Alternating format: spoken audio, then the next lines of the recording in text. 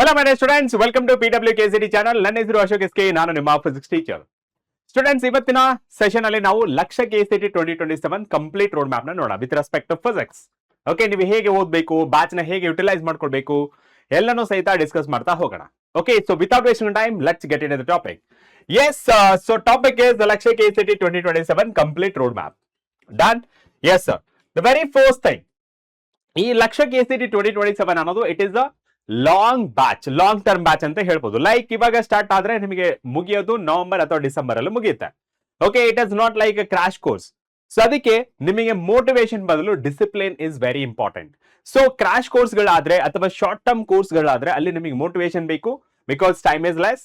So ಇಲ್ಲಿ ನಿಮಗೆ time ಇರುತ್ತೆ, discipline is more important. Okay, ಯಾಕೆ motivation is unreliable, where discipline consistent discipline propels you towards your goal well beyond initial excitement has waned. ಅಂದ್ರೆ ಇವಾಗ class 11 ಮುಗಿಸಿ class 12 ಬಂದಿರ್ತೀರಾ, full excited ಆಗಿರ್ತೀರಾ. So ಓದ್ಬೇಕು ಅಂತ ಇರುತ್ತೆ.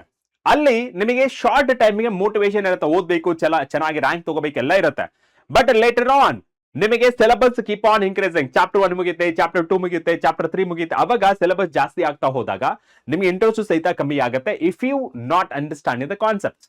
ಅದಕ್ಕೆ ನನ್ನ ಪ್ರಕಾರ ಏನಂತಂದ್ರೆ ಮೋಟಿವೇಶನ್ ಬದಲು ಡಿಸಿಪ್ಲಿನ್ ಇರಲಿ. ರೆಗ್ಯುಲರ್ ಆಗಿ ಕ್ಲಾಸ್ ಅಟೆಂಡ್ ಆಗೋದು, ರೆಗ್ಯುಲರ್ ಆಗಿ ನೀವು ಡಿಪಿಪಿಸ್ ನ ಸಾಲ್ವ್ ಮಾಡೋದು, ರೆಗ್ಯುಲರ್ ಆಗಿ ನಿಮ್ಮ ಡೌಟ್ಸ್ ನ ಕ್ಲಾರಿಫೈ ಮಾಡ್ಕೊಳ್ಳೋದು is very important. Okay, so motivation ನ ಬಿಟ್ಟು ಡಿಸಿಪ್ಲಿನ್ ಅಲ್ಲಿ ನೀವು ಇರಬೇಕಾಗತ್ತೆ. Okay, so motivation for a short term and discipline is for long term. Okay, right.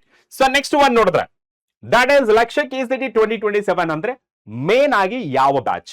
So ಲಕ್ಷ್ಯ KCET 2027 ಅನ್ನೋದು ಆಲ್ರೆಡಿ ನಮಗೆ ಸ್ಟಾರ್ಟ್ ಆಗಿರೋದು ಏಪ್ರಿಲ್ ಅಥವಾ ಮೇ ಇಂದ ಸ್ಟಾರ್ಟ್ ಆಗಿದೆ, ಕರೆಕ್ಟಾ?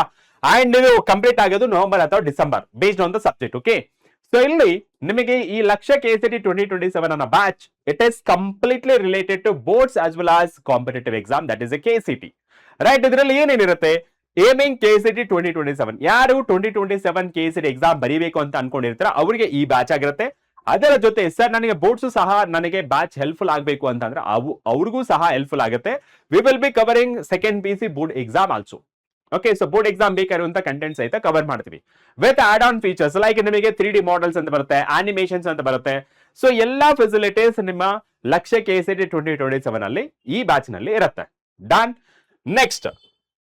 ನೆಕ್ಸ್ಟ್ ನೋಡೋದಾದ್ರೆ ದಟ್ ಈಸ್ ಲಕ್ಷ್ಯ KCET 2027 ಅಲ್ಲಿ ಇಂಟ್ರಾಕ್ಟಿವ್ ಲೈವ್ ಕ್ಲಾಸಸ್ ಇರುತ್ತೆ. ರೆಕಾರ್ಡೆಡ್ ಫಾರ್ಮ್ಯಾಟ್ ಇರಲ್ಲ, ಡೈರೆಕ್ಟ್ ಆಗಿ ಲೈವ್ ಕ್ಲಾಸ್ ಅಲ್ಲಿ ನಾವು ನಿಮಗೆ ಕಾನ್ಸೆಪ್ಟ್ ಗಳನ್ನ ತಿಳಿಸ್ಕೊಡ್ತೀವಿ. ಅಲ್ಲೇ ನಿಮಗೆ ಏನಾದರೂ ಡೌಟ್ ಇದ್ರೆ ಕೇಳಬಹುದು through chat. After every concept we will be opening chat box open ಇರುತ್ತೆ. ಸಮ್ ಟೈಮ್ಸ್ ಏನಾಗುತ್ತೆ ಅಂದ್ರೆ ಕ್ಲೋಸ್ ಮಾಡಿರ್ತೀವಿ for better attention, better concentration ಗೋಸ್ಕರ. After completing every concept we will be opening a chat box. ಅಲ್ಲಿ ನೀವು question ಗಳನ್ನ ಕೇಳಬಹುದು if you have a doubt. So immediate ಆಗಿ ನಿಮ್ಮ ಕ್ವಶನ್ಸ್ ಗೆ ಅಲ್ಲೇ ನಿಮಗೆ ಆನ್ಸರ್ ಸಿಗುತ್ತೆ. Okay, so that is interactive live classes. In class and DPP questions discussion. So in class ಅಲ್ಲಿ ನಾವು ಕ್ವಶನ್ಸ್ ನ that is for boards level as well as KCET level questions ತಗೊಂಡಿರ್ತೀವಿ. ಅದರ ಜೊತೆ ಅದು ಲೈವ್ ಕ್ಲಾಸ್ ಅಲ್ಲಿ discuss ಮಾಡ್ತೀವಿ. ನಿಮಗೆ ಎಕ್ಸ್ಟ್ರಾ ಕ್ವಶನ್ ಪ್ರಾಕ್ಟೀಸ್ ಗೋಸ್ಕರ ನಿಮಗೆ ಹೋಮ್ ವರ್ಕ್ ಅಥವಾ DPP ಕ್ವಶನ್ ನ ಕೊಡ್ತೀವಿ. ಅದರಲ್ಲಿ ನಿಮಗೆ ಟೆಕ್ಸ್ಟ್ ಸೊಲ್ಯೂಷನ್ ಇರುತ್ತೆ, ಅದರ ಜೊತೆ ವಿಡಿಯೋ ಸೊಲ್ಯೂಷನ್ ಸಹಿತ ಅವೈಲೇಬಲ್ ಆಗಿರುತ್ತೆ. ಅಂಡ್ ನೆಕ್ಸ್ಟ್ ನೋಡಿದ್ರೆ board exam based practice sheet ಇರುತ್ತೆ. ನಿಮಗೆ ಬೋರ್ಡ್ ಎಕ್ಸಾಮ್ ಯಾವ ತರ ಫಾರ್ಮೆಟ್ ಇರುತ್ತೆ? MCQ ಇರುತ್ತೆ, ಫಿಲ್ ಇನ್ ದ ಬ್ಲಾಂಕ್ಸ್ ಇರುತ್ತೆ. Sir right, so MCQ fill in the blanks, 2 marks, 3 marks, 5 marks derivation, 5 marks numerical problems ಎಲ್ಲ ಇರುತ್ತಲ್ಲ, ಅದೇ ತರನೇ ಸಹಿತ ನಿಮಗೆ board exam based practice sheet ಸಹ ಇರುತ್ತೆ. ಅದರ ಜೊತೆ ಆಲ್ಟರ್ನೇಟಿವ್ ವೀಕ್ ನಿಮಗೆ KCET ಕಾಂಪಿಟೇಟಿವ್ ಲೆವೆಲ್ ಅಲ್ಲಿ ಎಕ್ಸಾಮ್ಸ್ ಹೇಗೆ ಕಂಡಕ್ಟ್ ಮಾಡಬೇಕು, ಹೇಗೆ ನೀವು ಕ್ವಶನ್ಸ್ ಗಳನ್ನ ಅಟೆಂಡ್ ಮಾಡಬೇಕು ಅನ್ನೋದು ನಿಮಗೊಂದು ಪ್ರಾಕ್ಟೀಸ್ ಸಿಗೋಕೆ ನಿಮ್ಗೆ ಆಲ್ಟರ್ನೇಟಿವ್ ವೀಕ್ ಅಲ್ಲಿ ನಾವು ಕಾಂಪಿಟೇಟಿವ್ ಟೆಸ್ಟ್ ಸಹಿತ ಕಂಡಕ್ಟ್ ಮಾಡ್ತಾ ಇರ್ತೀವಿ. ಓಕೆನಾ? Yes sir. ಅಂಡ್ ನೆಕ್ಸ್ಟ್ ನೋಡಿದ್ರೆ how to clear a backlogs. ಕೆಲವು ಸ್ಟೂಡೆಂಟ್ಸ್ ಇವಾಗ ಲೇಟ್ ಆಗಿರುತ್ತೆ. Okay, for example sir already ನಿಮಗೆ 1 month ಆಗಿದೆ ಕ್ಲಾಸಸ್ ಸ್ಟಾರ್ಟ್ ಆಗಿ, ಅಥವಾ ಕೆಲವೊಂದು ಸತಿ ನಮ್ಮ ಬ್ಯಾಚ್ಗೆ ಲೇಟ್ ಆಗಿ ಜಾಯ್ನ್ ಆಗಿರ್ತಾರೆ, ಅಥವಾ ಕೆಲವೊಂದು ಸತಿ ಕಾಲೇಜ್ಗೆ ಲೇಟ್ ಆಗಿ ಜಾಯ್ನ್ ಆಗಿರ್ತಾರೆ. ಆ ತರ ಸಿಚುವೇಶನ್ ಇದ್ದಾಗ how to clear a backlogs. ಇಲ್ಲಿ ರೀಸನ್ ನೋಡಿದ್ರೆ okay, so how to clear a backlogs ಅಂತ ನೋಡೋದಾದ್ರೆ backlog is the result of laziness and over thinking. So laziness and over thinking these are the big enemies of a student ಅಂತ ಹೇಳ್ತೇನೆ. ಯಾಕೆಂದ್ರೆ starting ಅಲ್ಲಿ ಏನಾಗುತ್ತೆ ಅಂದ್ರೆ ಒಂದೇ ಚಾಪ್ಟರ್ ಅಲ್ವಾ ನೆಕ್ಸ್ಟ್ ಓದ್ಕೊಳ್ಳ, ಒಂದೇ ಚಾಪ್ಟರ್ ಅಲ್ವಾ ನೆಕ್ಸ್ಟ್ ಓದ್ಕೊಳ್ಳ, ಒಂದೇ ಚಾಪ್ಟರ್ ಅಲ್ವಾ ನೆಕ್ಸ್ಟ್ ಓದ್ಕೊಳ್ಳ ಅಂತ ಹೀಗೆ ಪೋಸ್ಟ್ ಪೋನ್ ಮಾಡ್ತಾ ಮಾಡ್ತಾ ಹೋಗಿ ಲೇಜಿನೆಸ್ ಇಂದ ಆ ಒಂದ್ ಚಾಪ್ಟರ್ ಇದ್ದು 2 ಚಾಪ್ಟರ್ ಆಗುತ್ತೆ, 2 ಚಾಪ್ಟರ್ ಇದ್ದು 3 ಚಾಪ್ಟರ್ ಆಗುತ್ತೆ, 3 ಚಾಪ್ಟರ್ ಇದ್ದು 4 ಚಾಪ್ಟರ್ ಆಗುತ್ತೆ, 4 ಚಾಪ್ಟರ್ ಇದ್ದು 5 ಚಾಪ್ಟರ್ ಆಗುತ್ತೆ. ಅವಾಗ ನಿಮಗೆ ತುಂಬಾ ಬರ್ಡನ್ ಅನ್ಸುತ್ತೆ, ಪ್ರೆಷರ್ ಫೀಲ್ ಆಗ್ತೀರಾ, ಪ್ರೆಷರ್ ಅಲ್ಲಿ ನೀವು ಓದಿದ್ರೆ ಅರ್ಥ ಆಗಲ್ಲ. ಸೊ ಅದರಿಂದ ನಿಮಗೆ ನಾನು ಹೇಳೋದೇನಂತಂದ್ರೆ ಬ್ಯಾಕ್ಲಾಗ್ಸ್ ನ ಕ್ರಿಯೇಟ್ ಮಾಡ್ಕೊಳ್ಬೇಡಿ. ಸಪೋಸ್ ಕ್ರಿಯೇಟ್ ಆಗಿದ್ರು ಅದನ್ನ ಆದಷ್ಟು ಬೇಗ ಕ್ಲಿಯರ್ ಮಾಡ್ಕೊಳ್ಳಿ. ಓಕೆನಾ? ಸೊ ಇನ್ನೊಂದು ರೀಸನ್ ಏನಂತಂದ್ರೆ late admission to the batch. So ಇವಾಗ ಲಕ್ಷ್ಯ KCET 2027 ನಾ ಹೇಳಿರೋ ಪ್ರಕಾರ ಮೇ ಇವಾಗ ಆಲ್ಮೋಸ್ಟ್ ಕಂಪ್ಲೀಟ್ ಆಗ್ತಾ ಬರ್ತಾ ಇದೆ. 1 ಮಂತ್ ಆಯ್ತು. ಈ 1 ಮಂತ್ ಬ್ಯಾಕ್ಲಾಗ್ಸ್ ನ ಹೇಗೆ ಕ್ಲಿಯರ್ ಮಾಡ್ಕೊಳ್ಳೋದು, ಓಕೆನಾ? ಸೊ ಇಲ್ಲಿ ಹೇಗೆ ಕ್ಲಿಯರ್ ಮಾಡ್ಕೊಳ್ಳೋದು ನಿಮಗೆ ತಿಳಿಸ್ಕೊಡ್ತೀನಿ. ಓಕೆನಾ? ನೆಕ್ಸ್ಟ್ ನೀವು ಹೇಗೆ ಕ್ಲಿಯರ್ ಮಾಡ್ಬೇಕು ಅಂತಂದ್ರೆ ಫೋಕಸ್ ಆನ್ ಪ್ರೆಸೆಂಟ್ ಅಥವಾ ರನ್ನಿಂಗ್ ಕ್ಲಾಸಸ್. ಕೆಲವೊಂದು ಸ್ಟೂಡೆಂಟ್ಸ್ ಏನ್ ಮಾಡ್ತಾರೆ, ಬ್ಯಾಕ್ಲಾಗ್ಸ್ ಇದೆ ಅಂತ ಹೇಳಿ ಕರೆಂಟ್ ಲೈವ್ ಕ್ಲಾಸಸ್ ಅಟೆಂಡ್ ಮಾಡಲ್ಲ. ಸೊ ಲೈವ್ ಕ್ಲಾಸಸ್ ನೀವು ರೆಗ್ಯುಲರ್ ಆಗಿ ಅಟೆಂಡ್ ಮಾಡಬೇಕು, ರನ್ನಿಂಗ್ ಕ್ಲಾಸಸ್ ರೆಗ್ಯುಲರ್ ಆಗಿ ಅಟೆಂಡ್ ಮಾಡಬೇಕು. ಅದರ ಜೊತೆ ಸೈಮಲ್ಟೇನಿಯಸ್ ಆಗಿ ನಿಮಗೆ ಬ್ಯಾಕ್ಲಾಗ್ಸ್ ಇರುತ್ತಲ್ಲ ಅದನ್ನು ಸಹ ಕ್ಲಿಯರ್ ಮಾಡ್ಕೊಂಡು ಬರ್ಬೇಕು. ಅದಕ್ಕೆ ನೀವೇನೋ ಗಂಟೆಗಟ್ಟಲೆ ಟೈಮ್ ಸ್ಪೆಂಡ್ ಮಾಡಬೇಕು ಅಂತೇನು ಇಲ್ಲ. ಸೊ ಡೈಲಿ ಒಂದು 10 to 15 ಮಿನಿಟ್ಸ್ ನೀವು ಓದಿದ್ರು ಸಾಕು, ಅಥವಾ ಒಂದೊಂದು ಪೇಜ್ ಅಥವಾ 2 ಪೇಜ್ ಓದಿದ್ರು ಸಾಕು. Your backlogs will be cleared within 1 week ಅಥವಾ ಮ್ಯಾಕ್ಸಿಮಮ್ ಅಂದ್ರೆ 2 ವೀಕ್ಸ್ ಅಲ್ಲಿ ಕ್ಲಿಯರ್ ಆಗ್ಬಿಡುತ್ತೆ. ಓಕೆನಾ? Right. So next don't compromise. Okay, so and don't compromise. Focus on present or running classes and don't compromise. ಇದರ ಜೊತೆ ಯಾವುದೇ ರೀತಿ ಕಾಂಪ್ರಮೈಸ್ ಆಗಬಾರ್ದು. ನೆಕ್ಸ್ಟ್ ನೋಡೋದಾದ್ರೆ smart way to clear backlogs ನ ಯಾವ ತರ ಕ್ಲಿಯರ್ ಮಾಡಬೇಕು. ಫಸ್ಟ್ ಈಸಿ ನೋಡ್ಕೊಳ್ಳಿ, ಈಸ್ ಆದ್ಮೇಲೆ ಮೀಡಿಯಂ ಆದ್ಮೇಲೆ ಡಿಫಿಕಲ್ಟ್ ಲೆವೆಲ್ ಹೋಗಬಹುದು. Okay, so easy, medium and difficult level ಅಲ್ಲಿ ನೀವು ಕ್ಲಿಯರ್ ಮಾಡ್ಕೊಳ್ಬಹುದು. ನೆಕ್ಸ್ಟ್ ನೋಡಿದ್ರೆ extra effort like daily 15 to 20 minutes, that is holidays ಆಗಿರ್ಬೋದು, ಸಂಡೇಸ್ ಆಗಿರ್ಬೋದು. ಓಕೆ, ಇದು ಹೆಲ್ಪ್ ಆಗುತ್ತೆ to clear a backlogs. And the next one, take care no new backlogs. ಅಂದ್ರೆ ಇವಾಗ ಆಲ್ರೆಡಿ ಬ್ಯಾಕ್ಲಾಗ್ಸ್ ಕ್ಲಿಯರ್ ಆಗಿದೆ. ಓಕೆ, ಅದನ್ನ ಕ್ಲಿಯರ್ ಮಾಡ್ಬೇಕಂತೇಳಿ ರನ್ನಿಂಗ್ ಕ್ಲಾಸ್ ಅನ್ನ ಬಿಡಬಾರ್ದು. ಅಂಡ್ ಅದೇ ರೀತಿ ನೆಕ್ಸ್ಟ್ ವೆರಿ ಇಂಪಾರ್ಟೆಂಟ್ ಥಿಂಗ್ ಏನಂತಂದ್ರೆ ನೆಕ್ಸ್ಟ್ ಬ್ಯಾಕ್ಲಾಗ್ಸ್ ನ ಕ್ಲಿಯರ್ ಮಾಡ್ಕೊಂಡು ನೆಕ್ಸ್ಟ್ ಕ್ರಿಯೇಟ್ ಆಗ್ಲಾರ್ದಂಗೆ ನೀವು ನೋಡ್ಕೊಳ್ಬೇಕಾಗತ್ತೆ. Okay, you should take care. ಓಕೆನಾ? ನಾ ನೆಕ್ಸ್ಟ್ ನೋಡೋದಾದ್ರೆ that is techniques for effective managing upcoming syllabus topic. Regular ಆಗಿ ಅಟೆಂಡ್ ಮಾಡಬೇಕು. ಓಕೆ, ಸೇ ರೆಗ್ಯುಲರ್ ಆಗಿ ಅಟೆಂಡ್ ಮಾಡಬೇಕು ಕ್ಲಾಸಸ್ ನ. ಒಂದಿನ ಬಿಟ್ಟು ಒಂದಿನ ಅಟೆಂಡ್ ಆಗೋದು ಆತರ ಮಾಡಿದ್ರೆ ನಿಮಗೆ ಕ್ಲಾಸಸ್ ಇಂಟ್ರೆಸ್ಟ್ ಅನ್ಸಲ್ಲ, ಯಾಕೆಂದ್ರೆ ಕಾನ್ಸೆಪ್ಟ್ ಗಳು ಮಿಸ್ ಆಗಿರುತ್ತೆ. ಸೊ ನಿಮಗೆ ಕ್ಲಾಸ್ ನ ಇಂಟ್ರೆಸ್ಟ್ ಇಂದ ಕೇಳಬೇಕು, ಕಾನ್ಸೆಪ್ಟ್ ಗಳನ್ನ ನೀಟಾಗಿ ಅರ್ಥ ಮಾಡ್ಕೋಬೇಕಂದ್ರೆ ಯು ಶುಡ್ ಬಿ ರೆಗ್ಯುಲರ್. ಅದಾದ್ಮೇಲೆ ಅಟೆನ್ಷನ್ ಕೊಟ್ಟು ಕ್ಲಾಸ್ ನ ಕೇಳಬೇಕು. ಅದಾದ್ಮೇಲೆ ನಿಮ್ಗೆ ವೀಕ್ಲಿ ಟೆಸ್ಟ್ ಗಳಿರುತ್ತೆ, ಅದನ್ನು ಸಹಿತ ಅಟೆಂಡ್ ಮಾಡಬೇಕು. ಓಕೆನಾ? ಸೊ ಈ ತರ ಮಾಡೋದ್ರ ಮೂಲಕ ನಿಮ್ಗೆ ಯಾವುದೇ ರೀತಿ ಬ್ಯಾಕ್ಲಾಗ್ಸ್ ಕ್ಲಿಯರ್ ಆಗಲ್ಲ, ಅದೇ ರೀತಿ ನಿಮ್ಗೆ ಅಪ್ಕಮಿಂಗ್ ಸಿಲೆಬಸ್ ಸಹಿತ ಎಫೆಕ್ಟಿವ್ ಆಗಿ ಮ್ಯಾನೇಜ್ ಆಗುತ್ತೆ. ಸಪೋಸ್ ಬ್ಯಾಕ್ಲಾಗ್ಸ್ ಕ್ರಿಯೇಟ್ ಆಗಿದ್ರೆ ನಿಮಗೆ ಪ್ರಾಬ್ಲಮ್ ಆಗುತ್ತೆ, ಅದರಲ್ಲೇ ನೀವು ಟೈಮ್ ನ ಕಳಿತೀರಾ. ಓಕೆನಾ? ಸೊ ಅದಕ್ಕೆ regular B attentive and regular ಆಗಿ ಟೆಸ್ಟ್ ಗಳನ್ನ ಅಟೆಂಡ್ ಮಾಡ್ತಾ ಇರಿ. ಓಕೆ, ಅಂಡ್ ನೆಕ್ಸ್ಟ್ ನೋಡೋದಾದ್ರೆ that is in depth study. ಕೆಲವೊಂದು ಸ್ಟೂಡೆಂಟ್ಸ್ ಏನ್ ಮಾಡ್ತಾರೆ, PYQs ತಗೊಂಡು PYQs ನ ಮಾತ್ರ ಓದ್ಕೊಂಡು ಹೋಗ್ತಾರೆ. ಸ್ವಲ್ಪ ಇನ್ ಡೆಪ್ತ್ ಹೋದ್ರೆ ಸಹಿತ ಸರ್ ನಮಗೆ ಡಿಫಿಕಲ್ಟ್ ಆಗುತ್ತೆ, ನಮಗೆ ಮೇಲೆ ಹೇಳ್ಕೊಡಿ, ಬೋರ್ಡ್ಸ್ ಲೆವೆಲ್ ಹೇಳ್ಕೊಡಿ ಅಂತ ಹೇಳ್ತಾರೆ. Do not compromise. ಯಾವಾಗಲೂ ಇನ್ ಡೆಪ್ತ್ ಸ್ಟಡಿ ನಿಮ್ನ ಕೈ ಹಿಡಿಯುತ್ತೆ. ಓಕೆನಾ? ಅದು ಬೋರ್ಡ್ಸ್ ಆಗಿರ್ಬೋದು ಅಥವಾ ಕಾಂಪಿಟೇಟಿವ್ ಎಕ್ಸಾಮ್ ಆಗಿರ್ಬೋದು. ಓಕೆ, ಸೊ ಕಾಂಪಿಟೇಟಿವ್ ಎಕ್ಸಾಮ್ ಅಲ್ಲಿ ಸ್ವಲ್ಪ ಡೆಪ್ತ್ ಜಾಸ್ತಿನೇ ಕೇಳ್ತಾರೆ. ಬೋರ್ಡ್ಗೆ ನೀವು PYQs ಸ್ವಲ್ಪ ಓದ್ಕೊಂಡು ಸ್ವಲ್ಪ ಮಾಡೆಲ್ ಕ್ವೆಶ್ಚನ್ ಪರ್ ಸಾಲ್ವ್ ಮಾಡ್ಕೊಂಡ್ರೆ you will get a decent score. But competitive ಅಂತ ಹೇಳಿದಾಗ ನಿಮಗೆ ಸಬ್ಜೆಕ್ಟ್ ಅಂಡರ್ಸ್ಟ್ಯಾಂಡಿಂಗ್ ಇರಲೇಬೇಕಾಗುತ್ತೆ. Okay, so dive into high weightage topics first after completing the syllabus. Okay, ಇದು ಆಫ್ಟರ್ ಕಂಪ್ಲೀಟಿಂಗ್ ದ ಸಿಲೆಬಸ್ ಹೇಳ್ತಿರೋದು. And while conducting the class, ಇವಾಗ classes ನಡೀತಿದೆ, ಈ classes ನಡೀತಿರ್ಬೇಕಾದ್ರೆ ನಾವ್ ಎಷ್ಟು ಡೆಪ್ತ್ ಆಗಿ ಹೋಗ್ತೀವಿ ಅಷ್ಟು ನೀಟಾಗಿ ನೀವು ಅರ್ಥ ಮಾಡ್ಕೊಳ್ಳೋಕೆ ಟ್ರೈ ಮಾಡಬೇಕು. ಅದರ ಜೊತೆ ನಾವೇನೇನ್ ಹೇಳ್ತೀವಿ ಅದನ್ನ ಚಾಚು ತಪ್ಪದೆ ಫಾಲೋ ಮಾಡಬೇಕು. ಅವಾಗ ನಿಮಗೆ ಸಬ್ಜೆಕ್ಟ್ ಅನ್ನೋದು ಈಸಿ ಆಗುತ್ತೆ. And after completing syllabus, dive into high weightage topics. First ನೀವೇನಾದ್ರೂ ಸ್ಟಾರ್ಟ್ ಮಾಡಬೇಕು ಅಂತಂದ್ರೆ after completing the syllabus first high weightage ಯಾವ್ದು ಅದನ್ನೆಲ್ಲ ನೀವು ಫಸ್ಟ್ ಓದ್ಕೊಳ್ಳಿ ಅಂಡ್ ದೆನ್ ಲೋ ವೇಟೇಜ್ ಕಡೆ ಮೂವ್ ಆಗಿ. Read line by line. ಇದು ಯಾವ್ದಕ್ಕೆ ಹೆಲ್ಪ್ಫುಲ್ ಆಗುತ್ತೆ ಅಂದ್ರೆ it is helpful for the bio and chemistry, not for physics. Physics ಅಲ್ಲಿ ಸ್ವಲ್ಪ ಅಂಡರ್ಸ್ಟ್ಯಾಂಡಿಂಗ್, ಕಾನ್ಸೆಪ್ಚುಯಲ್ ಮತ್ತೆ ಅಪ್ಲಿಕೇಶನ್ ಬೇಸ್ಡ್ ಕ್ವಶನ್ಸ್ ಜಾಸ್ತಿ ಕೇಳ್ತಾರೆ. ಸೊ ಅದಕ್ಕೆ ನಾ ಹೇಳೋದೇನಂದ್ರೆ ಬರೀ ನೀವು ಬುಕ್ ಓದೋದ್ರಿಂದ ನಿಮಗೆ ಯೂಸ್ಫುಲ್ ಆಗಲ್ಲ, ಕ್ಲಾಸ್ ಅನ್ನ ಅಟೆಂಡ್ ಮಾಡೋ ಮೂಲಕ ಅರ್ಥ ಮಾಡ್ಕೊಳ್ಳೋದ್ರ ಮೂಲಕ ನಿಮಗೆ ತುಂಬಾ ಬೆನಿಫಿಟ್ ಆಗುತ್ತೆ. Next focus the new concept, formula and SI unit. ನೀವು ರೆಗ್ಯುಲರ್ ಕ್ಲಾಸಸ್ ನಡೀತಿರ್ಬೇಕಾದ್ರೆ ನೆಕ್ಸ್ಟ್ ಏನು, ಫಾರ್ ಎಕ್ಸಾಂಪಲ್ ನೆಕ್ಸ್ಟ್ ನೀವು ಕೇಳಬೇಕು, sir what is the next class ಅಂತ ಹೇಳಿದ್ರೆ I will be informing. Okay, so ನೀವು ಅದನ್ನ ಅಡ್ವಾನ್ಸ್ ಆಗಿ ಓದ್ಕೊಂಡು ಬಂದಿರಬೇಕು. ಅವಾಗ ನಾವು ಹೇಳ್ತಾ ಹೋದ್ರೆ, ನಾನು ಟಾಪಿಕ್ ನ ಡಿಸ್ಕಸ್ ಮಾಡ್ತಾ ಹೋದ್ರೆ ನಿಮಗೆ ರಿವಿಷನ್ ಆಗುತ್ತೆ, ಎಲ್ಲೆಲ್ಲ ಡೌಟ್ ಇರುತ್ತೆ ಅದನ್ನ ಕ್ಲಿಯರ್ ಮಾಡ್ಕೊಳ್ತೀರಾ. ಸೊ ಅದಕ್ಕೆ ಕಾನ್ಸೆಪ್ಟ್ ಓದ್ಕೊಂಡು ಫಾರ್ಮುಲಾಸ್ ನೋಡ್ಕೊಂಡು ಬಂದ್ರೆ ನಿಮಗೆ ಹೆಲ್ಪ್ಫುಲ್ ಆಗುತ್ತೆ. ಓಕೆನಾ? In depth study matters. Next ನೋಡಿದ್ರೆ ಟೈಮ್ ಮ್ಯಾನೇಜ್ಮೆಂಟ್. ತುಂಬಾ ಸ್ಟೂಡೆಂಟ್ಸ್ ಗೆ ಟೈಮ್ ಮ್ಯಾನೇಜ್ಮೆಂಟ್ ತುಂಬಾ ಪ್ರಾಬ್ಲಮ್ ಆಗಿರುತ್ತೆ. ಓಕೆ, ಸೊ ಇದಕ್ಕೆ ನಾನು ಏನ್ ಮಾಡ್ತೀನಿ ಅಂದ್ರೆ dedicate time table. Okay, dedicate time to revise each subject thoroughly at least week. Weekly ಒಂದ್ಸತಿ ಆದ್ರೂ ಆ ಎಂಟೈರ್ ವೀಕಲ್ಲಿ ನೀವು ಏನೇನು ಓದಿದಿರಾ ಅಂತೇಳಿ ನೀಟಾಗಿ ರಿವೈಸ್ ಮಾಡ್ತಾ ಹೋಗ್ಬೇಕು. Complete the entire syllabus by studying A month before your exam. After completing the syllabus batch ನಿಮಗೆ ಸ್ಟಾಪ್ ಆಗ್ಬಿಡುತ್ತೆ. ಆಮೇಲೆ ನಿಮಗೆ ರೆಕಾರ್ಡೆಡ್ ಫಾರ್ಮ್ಯಾಟ್ ಅಲ್ಲಿ ಮತ್ತೆ ಕ್ಲಾಸ್ ನೋಟ್ಸ್ ಎಲ್ಲ ಸಿಗ್ತಾ ಹೋಗುತ್ತೆ, ಅಪ್ ಟು ನಿಮಗೆ ಮೇ ವರೆಗೆ ಸಿಗ್ತಾ ಹೋಗುತ್ತೆ. ಸೊ ಅದಕ್ಕೆ ನೀವೇನ್ ಮಾಡ್ಬೇಕು ಅಂದ್ರೆ complete the syllabus, entire syllabus before exam. ಯಾವಾಗ 1 month before. For example December ಅಲ್ಲಿ ಮುಗಿಯುತ್ತೆ, ಜನವರಿ ಹೊತ್ತಿಗೆ ನೀವು ಎಲ್ಲ ಕಂಪ್ಲೀಟ್ ಮಾಡಿರ್ಬೇಕು. ಓಕೆನಾ. Next one, make reliable and flexible time table. ಕೆಲವೊಂದು ಸ್ಟೂಡೆಂಟ್ಸ್ ಕೇಳ್ತಾ ಇರ್ತಾರೆ, ಲೈಕ್ ಸರ್ ಟೈಮ್ ಟೇಬಲ್ ಕೊಡಿ.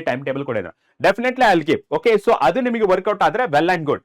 ಇಫ್ ನಾಟ್, ನೀವೇನ್ ಮಾಡ್ಬೇಕಂದ್ರೆ ನಿಮ್ದೇ ಆದ ಒಂದು reliable and flexible time table ನೀವು ಪ್ರಿಪೇರ್ ಮಾಡ್ಕೋಬೇಕು. ಯಾಕೆಂದ್ರೆ a fixed time table may limit the ability to adjust to the unexpected learning needs or personal changes. Okay, ಇಲ್ಲಿ ಕೆಲವೊಂದು ಸ್ಟೂಡೆಂಟ್ಸ್ಗೆ ಟೈಮ್ ಟೇಬಲ್ ತಗೊಂತಾರೆ. ಓಕೆ, ತಗೊಂಡ ಮೇಲೆ ಆ ಟೈಮ್ ಟೇಬಲ್ ನ ಫಾಲೋ ಮಾಡಕ್ ಆಗದಿರ್ಬೋದು. ಯಾಕೆಂದ್ರೆ ಅವ್ರದ್ದು day to day life different ಆಗಿರ್ಬೋದು.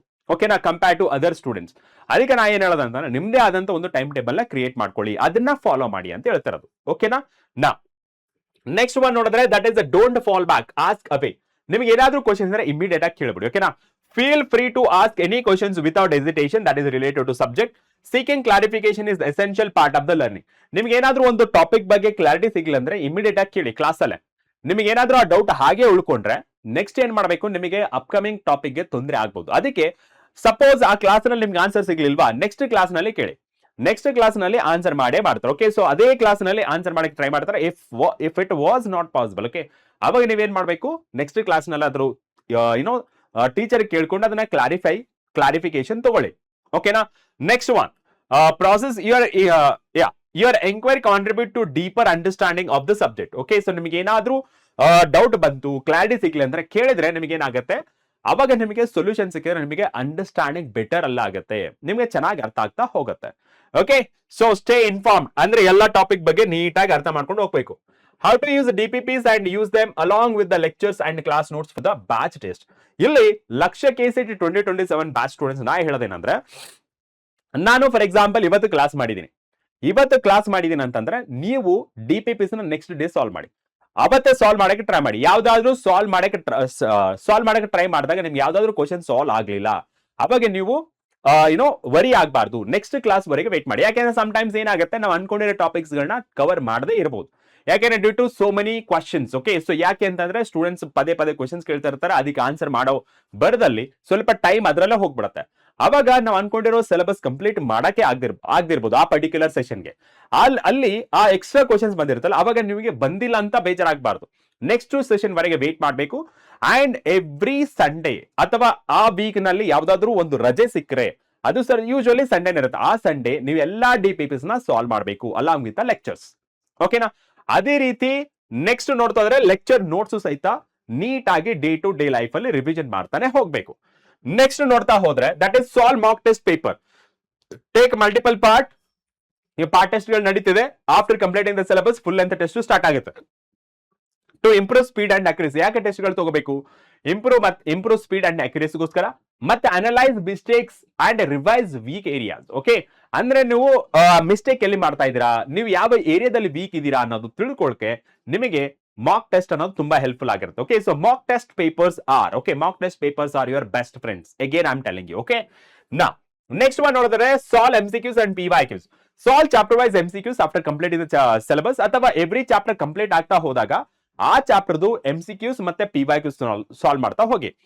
Solve chapter wise MCQs, list the unanswered questions and topics. ನಿಮಗೆ ಆ ಚಾಪ್ಟರ್ ನಲ್ಲಿ ಯಾವ್ದಾದ್ರು ಆನ್ಸರ್ ಮಾಡಕ್ ಆಗ್ಲಿಲ್ಲ, ಅದನ್ನ ನೋಟ್ ಡೌನ್ ಮಾಡ್ಕೋಬೇಕು.